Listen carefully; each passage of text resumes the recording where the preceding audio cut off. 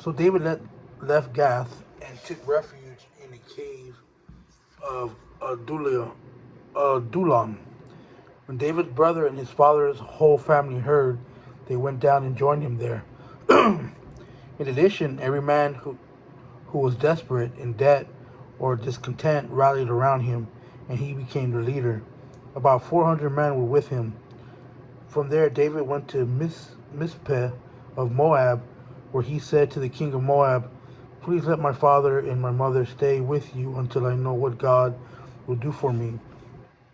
So he left them in the care of the king of Moab, and they stayed with him the whole time David was in the stronghold. Then the prophet Gad said to David, "Don't stay in the stronghold. Leave and return to the land of Judah." So David left and went to the forest of Hereth. Saul heard that David and his men had been discovered. At the time Saul was in Gibeah, sitting under the tamarisk tree at the high place. His spear was in his hand, and all his servants were standing around him. Saul said to the servant, "Listen, men of Benjamin, is Jesse's son going to give all of you fields and vineyards? Do you think he'll make all of your commanders of thousands and commanders of hundreds? That's why all of you have conspired against me. Nobody tells me when my own son makes a covenant with Jesse's son. None of you cares about me or tells me that my son has stirred up my own servant to wait in ambush for me, as is the case today." Then Doeg, the Edomite, who was in charge of Saul's servant, answered, "I saw Jesse's son come to Ahimelech, the son of Ahitub, at Nob. Ahimelech inquired of the Lord for him and gave him provisions. He also gave him the sword of Goliath the Philistine. The king sent messengers to summon the priest Ahimelech, son of Ahitub, and his father's whole family, who were priests in Nob. All the men came to the king. Then Saul said, "Listen, son of Ahitub, I'm at your service, my lord," he said. Saul asked him, "Why did you and Jesse's son conspire against me? You gave him bread and a sword and inquired of God for him, so he could rise up against me and wait in ambush, as is the case today." Ahimelech replied to the king, "Who among all your servants is as faithful as David?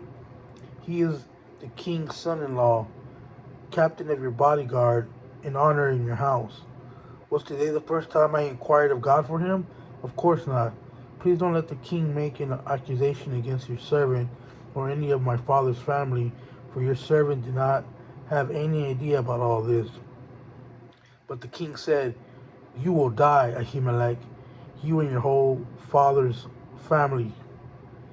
Then the king ordered the guards standing by him, "Turn and kill the priests of the Lord, because they sided with David." For they knew he was fleeing, but they didn't tell him. But the king's servants would not lift a hand to execute the priests of the Lord. So the king said to Doeg, "Go and execute the priests." So Doeg the Edomite went and executed the priest himself. On that day he killed 85 men who wore linen ephods. He also struck down Nob, the city of the priests, with the sword, both men and women, infants, nursing babies, oxen, donkeys, and sheep. However, one of the sons of Ahimelech, son of Ahitub, escaped. His name was Abimathar, and he fled to David. Abimathar told David that Saul had killed the priests of the Lord. Then David said to Abimathar, "I knew that Doeg the Edomite was there that day, and he was sure to report to Saul. I myself am responsible for the lives of everyone in your families. Stay with me, don't be afraid, and the one who wants to take my life wants to take your life. You will be safe with me." It was reported to David, "Look, the Philistines are fighting against Keilah and raiding the threshing floors." So David inquired of the Lord, "Should I launch an attack against these Philistines?" The Lord answered, "Launch an attack against the Philistines and rescue Keilah." But David's men said to him, "Look, we're afraid here in Judah. How much more if we go to Keilah against the Philistine forces? Once again David inquired of the Lord, and the Lord answered him, Go at once to Keilah, for I will hand the Philistines over to you.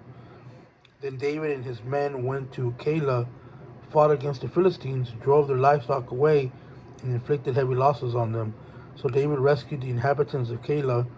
Abiathar, son of Ahimelech, fled to David at Keilah, and he brought the ephod with him. When it was reported to Saul that David had gone to Keilah, he said, God has handed him over to me, for he has trapped himself by entering the town with barred gates. Then Saul summoned all the troops to go to war at Keilah and besiege David and his men. When David learned that Saul was plotting evil against him, he said to the priest Abiathar, Bring the ephod. Then David said, Lord God of Israel, your servant has reliable information that Saul intends to come to Keilah and destroy the town because of me. Will the citizens of Keilah hand me over to him? Will Saul come down as your servant has heard? Lord God of Israel, please tell your servant. The Lord answered, He will come down. Then David asked, Will the citizens of Keilah hand me and my men over to Saul? They will, the Lord responded. So David and his men, numbering about 600, left Keilah at once and moved from place to place. When it was reported to Saul that David had escaped from Keilah, he called off the expedition. David then stayed in the wilderness stronghold in the hill country of the wilderness of Ziph. Saul searched for him every day, but God did not hand David over to him. David was in the wilderness of Ziph in Horesh when he saw that Saul had come out to take his life. Then Saul's son Jonathan came to David in Horesh and encouraged him in his faith in God, saying, Don't be afraid, for my father Saul will never lay a hand on you. You yourself will be king over Israel, and I'll be your second in command. Even my father Saul knows it's true. Then the two of them made a covenant in the Lord's presence. Afterward, David remained in Horesh while Jonathan went home. Some Ziphonites came up to Saul at Gibeah and said, David is hiding among us in the stronghold of Horesh in the hill of Hakilah, south of Jeshimon. Now, whenever the king wants to come down, let him come down. Our part will be to hand him over to the king. May you be blessed by the Lord, replied Saul, for you have shown concern for me. Go and check again, investigate where he goes and who has seen him there. They tell me he is extremely cunning. Investigate all the places where he hides. Then come back to me with accurate information, and I'll go with you. If it turns out he really is in the region, I'll search for him among all the clans of Judah. So they went to Ziph ahead of Saul. Now David and his men were in the wilderness near Moab, in the Arabah south of Jeshimon, and Saul and his men went to look for him. When David was told about it, he went down to the rock and stayed in the wilderness of Moab. Saul heard of this and pursued David there. Saul went along one side of the mountain, and David and his men went along the other side. Even though David was hurrying to get away from Saul, Saul and his men were closing in on David, and his men captured him.